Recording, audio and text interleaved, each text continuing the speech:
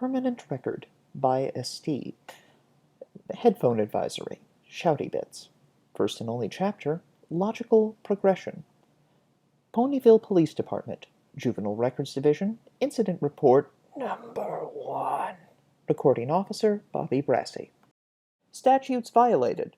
EQ 317-1, Noise Pollution. Violator names. Apple Bloom, Number 1.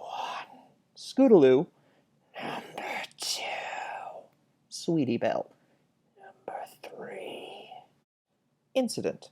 Multiple ponies reported unprincessly caterwauling, assaults on the very concept of harmony itself, and multiple suspicions of piano murder in progress emanating from the northwest section of Sweet Apple Acres.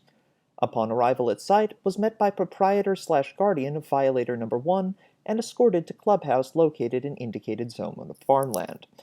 Violators were found on location. Brief interview with all juveniles found a common story, working on project for talent show.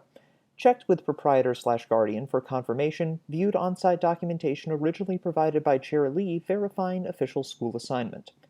Actions taken. Asked kids to keep it down. Recommended Violator Number 2 stop trying to do her composition work with her face. Remanded to custody and supervision of proprietor/guardian. Recommendations. No discipline or court action of any kind necessary. They were getting a little frustrated with their lack of progress and momentarily misplaced their concept of volume control. If I'm called back out before the talent show wraps up, I'll give them a more stern caution, but I'm certain they listened to the first one. All three truly seem to be paying attention, allowing for Number 2 possibly being a little concussed from the keyboard impacts. Let's just file this under kids will be kids and let it go. I was the stupidest pony ever. Incident Report Number 12. Statutes violated. EQ 17-1-1. Creation of air hazards. Incident. Within a span of 4 hours, 6 Pegasi came into police station complaining of having been clotheslined on their way to work. Questioning revealed that they had all been taking the same shortcut through a section of Sweet Apple Acres, flying what they considered to be a standard, if semi-trespassing route, when they suddenly felt what was eventually described as a hard, high-speed blow to the neck. Travel to indicated area found a large number of sturdy ropes strung throughout the area, running in slightly dipping lines, all starting from multiple high points just above makeshift wood platforms, with very few terminating close to ground level. There were also multiple odd loops which could be slid along the top, see enclosed sketch. And no pony bothered. They never bothered. One rope had been burned through near a center point, cause unknown. Inspection for field signatures came up empty. As usual. Questioning of rope supplier in town found violators asked to borrow equipment 2 days prior. Ropes were apparently abandoned in place until work week began, and thus remained undiscovered until incidents occurred. Located all 3 violators and conducted casual field interrogation, during which they immediately admitted that they had been attempting for one or more to gain their marks in something called zip lining. Actions taken. Long lecture concerning how Earth Pony, Pegasus Too Young for Full Flight Capabilities, and Unicorn were, in taking such a route, much more likely to earn marks in getting themselves killed. Violators Number 1 and 3 appeared to pay attention. Number 2 made very obvious show of yawning at several points. See, she was doing it almost from the start. I bet there wasn't any mild concussion that first time either. Attempts to fully engage her attention only resulted in more dramatic displays of faked boredom. Escorted violators back to area and supervised while they removed all so-called zip lines and platforms, followed by taking them to supplier and making sure full intact stock was returned along with full restitution for ruined rope. Number 2 grumbled and made faces whenever she thought no pony was looking, but complied. Took all 3 back to their homes to find no parents or guardians present. Given approaching end of shift and lack of major injuries to the Pegasi involved, I exercised my discretion and left them at their residences with official requests for parents or guardians to come and speak with me ASAP. Recommendations. We may want to consider hauling these 3 in for a 5-minute scare. Racking up this number of minor through moderate incidents over this given time should worry any pony. And now, not only do we have our 3rd set of injuries to other ponies, but I have proof of their doing things which could easily get them hurt. I also recommend all officers spend 10 instructive minutes in library learning about ziplining, which I'm convinced is 8 minutes more than they did. This stuff might be safe if done properly, but what these 3 set up wasn't it. The lines need to be on a sharp, steady slant toward the ground, and there was no braking equipment present on their version, let alone secondary safety lines. Plus, everything should have been metal, including the lines themselves. I suspect friction heat from passage burned through rope. Based on the evidence showing plummet rebounds and crash zones, they are arguably lucky to be alive. And if I'd known what was coming, I'd have said we weren't! Don't want to set up any talks at the school about this just yet, because I'm guessing it'll only give every pony the idea to try whatever we just told them not to, and we've got to keep an eye out for this stuff before any pony gets seriously hurt. Seriously, a little shock tactic might save some pony's life down the line. Can I get the department to set up the usual short play? Incident Report Number 12, Amendment. Statutes violated. None. Technically. Violators. Scootaloo. The number 2 of death! Incident. Stayed at work well past moon raising in order to wrap up some excess paperwork. On way home, encountered Scootaloo skulking behind antique shop, making very obvious efforts to stay out of sight. She panicked when spotted and tried to make a break for it, so field was exerted to hold Scooter motionless until I could catch up. Very briefly questioned her about what she was doing out so late under moon, and was bluntly told that she was trying to see where she could get a cannon at this hour. Sarcasm in statement not particularly detected. Actions taken. Escorted her home immediately. Was told parents/guardians would not be back until tomorrow. Tried to make sure she was secured for the night and stood guard outside her home for 2 hours as a just in case. On way out of residence, noted wadded up piece of official-looking paper in trash. Certain it was my official request to meet with parents/guardians. Recommendations. That play, first curtain should be tomorrow. Incident Report Number 41. Statutes violated. EQ 5111, fraud. EQ 24293, forcible creation of fashion victims against their will. Incident. Past several ponies gathered in town square and noted angry muttering which seemed to center around determination to cause massive harm to minors. Also noticed that all coats of involved ponies showed extensive discoloration around necks and barrels. Questioning ponies involved discovered that they had purchased homemade scarves and saddlebags as part of a school fundraising project. Also, that all items purchased had been poorly made, were only being bought to help the school, and violator number 3 had made a special point of mentioning how she had blended the dyes personally. Chemical analysis of dye unsurprisingly revealed single worst possible choice of chemicals. All affected portions of victim's coat had to be shaved away and treated with ointments, which means we have 19 bare-patched ponies in this town who are not happy about it. Brief, almost perfunctory stop at schoolhouse discovered no such fundraising project exists. Actions taken. Cornered violators after the usual chase and got their version of the story. Number 3 admitted to having made the dyes herself, also to having skimmed that section of the book because it was so boring.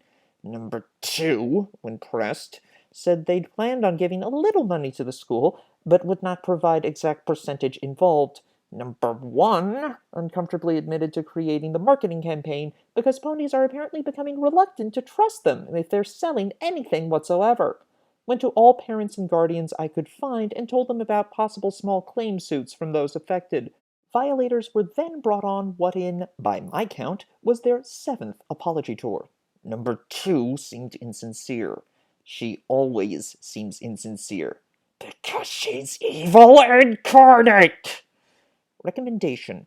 Look, we've got to start bringing them into the station for more than just waiting for those sisters and parents to pick them up. I don't care anymore about who they're related to. Can't you see what not bringing them in is doing? I haven't counted the number of incidents they've racked up, but that stops now. I'm going back through the early reports and numbering them just so anyone who looks at this file can see the digits going up. How much higher do we intend to let that number get? So some pony above me is afraid of upsetting 2 bearers by filing formal juvenile charges against 2 siblings and 1 possible ringleader who isn't connected to a bearer in any real way, but happens to be a friend and confidant.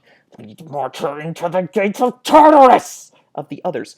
Oh, if we upset 2 bearers, they might leave. They can't leave. They have no choice but to stay in the same town because they need to assemble quickly when Canterlot summons them. All that's going to happen if we start conducting proper legal procedures against those 3 is that these incidents might stop. Sure, I'm using improper language here. It's the same words which were ignored every time I trotted them into the captain's office over the last few moons, so why not repeat them, especially since I'm just as certain no pony's reading my reports as I am that we need to stop this now. They have a field trip to Canterlot next week. To the palace! We have to get the idea of consequences in their head before the princesses become involved. Do you really want to know what they can come up with in the presence of royalty? Does any pony? Go ahead. Tell me I'm being alarmist, paranoid. Tell me anything, because that will mean at least some pony read this. And once that happens, we'll have the discussion we need to have. I know they're just kids. I was wrong. But kids need discipline. Somebody has to do something. Clearly that's not the parents or guardians, not even our bearers. And if not us, who? Incident report number 44. Statutes and statute violated. EQ star star star star star star star star star. Total disruption of local reality. Violators. They had something to do with this. I know it. I can't prove it, but I know it. Incident report number 44. Amendment. Disregard above. I was upset. Maybe a little nuts, just like almost every pony in town before Discord was recaptured. Coincidence. Just a coincidence. I've been working too many hours, and most of them spent chasing the same 3 fillies. They're just kids, that's all. Just kids. Incident report number 44. Second Amendment. Spoke to cheerily. They were fighting in front of the statue. Coincidence, my badge-bearing flank. The scrap of paper taped to the beginning of this entry is taken from an adult file which was supposed to have been sealed on the direct order of Princess Celestia. Statutes violated. EQ 141-237. Undue resonance-based emotional influence on unwilling subjects. Desire. EQ 1924. Inducing riot. Number 50. They were there when it started. Yeah, I heard what the princess said. Post-traumatic stress disorder caused by the battle with Discord. Sounds plausible, unless you've been in extended contact with them, unless you've seen the pattern. I'm not going after the bearer in question. Sure, PTSD can have a few effects, though I personally think the case has been exaggerated. After all, I've been in near constant contact with 3 horrible chaos generators for all this time, and I'm perfectly fine. I'm just saying, they were there, just like they're always there. Sure, the bearer might have been under some residual influence. Yes, I'll just stand back and let Princess Luna help the bearers in their nightscapes, like Princess Celestia said would happen. But who was there when it all went wrong? Who might have pushed her just to find out if there was a cutie mark and nearly destroying the town in a whole new way? Where were they when the Ursa Minor came? I was so new to the job then, so naive. I never wondered. But that's not the case anymore. The new question, where were they when so many other things began? No pony is reading these reports. I know that for a fact. No pony ever will until I prove the truth. And that makes it the perfect place to keep my new notes, along with going back over the earlier forms and adding new ones. I'm going to find the proof, and I'll go over the chief's mane. I'll go to the princess if I have to, but not without proof. Definitive, conclusive proof. It's out there, and I'll find it. I hope I can find it in time. Incident report number 67. Statutes violated. EQ 1945. Vandalism. Minor.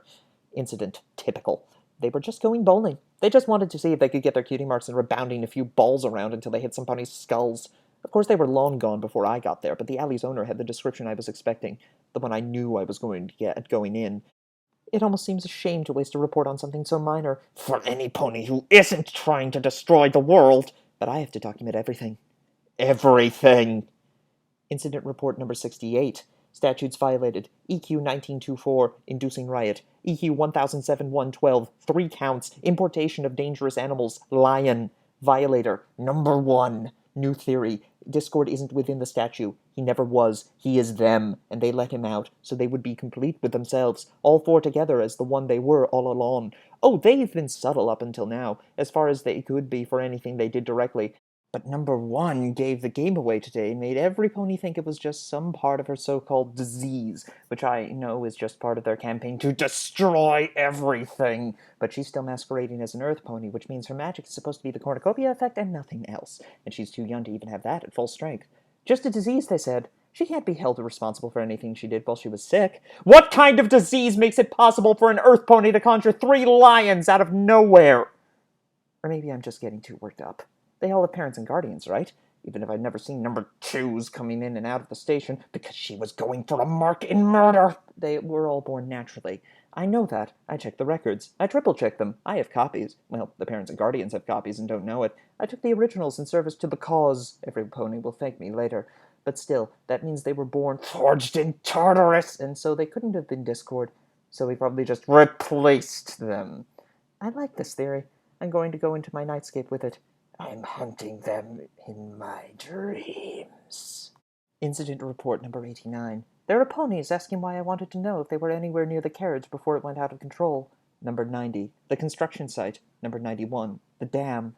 They must have been there, but no pony saw them. But they must have been there, but no pony saw them. But they must have been there, but no pony saw them. But 3 non-witnesses asked me about my right eye. I don't feel any twitch, none at all. Why would they lie about that? Are the 3 getting to them? Making ponies lie so I'll think something is wrong with me? I won't fall for it. I'll catch them. I'll get the evidence. I bet it's number 2 who's been getting into my house at night and making my tail hairs fall out. Incident report number 104. Statutes violated. EQ 163842 hike. Plotting to bring eternal night. Number 2 is the nightmare. It never really left town. It hid within her. I found out they were all there on that night, so it could have slipped inside with no pony noticing. She's influencing the other 2. I keep watching her mane for signs of energy flow, but it never happens. But I've caught on to her game. She pretends she can't fly, so ponies will think she's weak. If you can't fly, you can't be the nightmare, because the nightmare could fly, and she can't, so she isn't. It's a very subtle machination, thinks Celestia I caught on. So they would be innocent, all of them. I would need to find a way to free them. But the only thing I know of which can do it is the elements, and the nightmare chose well. 2 bearers related to the 3, and now it seems as if a third has fallen for the deception and looks at the nightmare as a sidekick. They'll never cooperate, ever. Fortunately, there's a solution. I just have to find a way to confiscate the elements in the name of true harmony, attune myself to all 6, and then use their power myself. Shouldn't be too hard. Incident number 104. Amendment. Vault? Why would the stupid bearer keep them in a vault, when some pony might need to save Equestria with them? Unfamiliar with the security spell used and couldn't try to break it in front of her. I've decided to work on attunement process first and get back to actual valiant confiscation later. Incident report number 111. Another bearer may have spotted attunement attempts. Asked me why I'd been throwing parties for some of the new arrivals in town. I told her I was trying to get in touch with my inner filly. Also that my job is stressful and I felt I needed to laugh more. Demonstrated laugh. Bearer, upon hearing laugh, jumped back 2 body lengths. Don't know why any pony that skittish is a bearer at all. Baker, bearer, very close words. Should look into that. Bearer asked if I was okay. Assured her all was well. Didn't seem to believe me. Wanted to know if I would go out with her to the bar and talk because I looked like I could use a good talk and definitely a good laugh. Laughed again to prove I didn't. Very jumpy pony. Asked about my mane. Something about her face. Wanted to talk. Nearly told her number 2 was sneaking into my house past all the security spells I've set up and started working on that too. But didn't break. Didn't make the mistake to trust. Never know when something might get back to them. We'll have to be more careful. They may be aware of my attempts. Ponies don't want to stay at my parties. Mutterings. I think they're talking about what is not happening to my eye. The 3 are watching. They may be reading these words. Have to hide all the words again. Don't know how. Field can't lift file anymore. Incident report number 139. Statutes violated. EQ 398.11, unlicensed excavation. EQ 141.214, undue resonance-based emotional influence on unwilling subjects. Obsession. Been over law books. Last 28 hours without stopping, searching and searching. Can't find single statute, making it illegal. To induce forcible relocation of house against owner's will. Obvious hole in legal system. Will write day and night courts as soon as this ends. Draft bill in spare time after I sleep. But I can't sleep because number 2 will eat me. Incident report number 148. I am field writing these words of my own free will. I am using this form because it is the closest piece of paper available, and with all of my fellow officers surrounding me with those looks of concern on their faces, I can't get to any other. I acknowledge that, in the eyes of some ponies, I may have been acting somewhat oddly. I agree that there is a small possibility that I just might have lost some tiny degree of control and objectivity.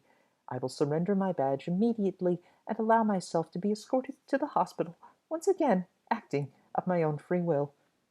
Right after I make my last valiant stand against the forces of evil!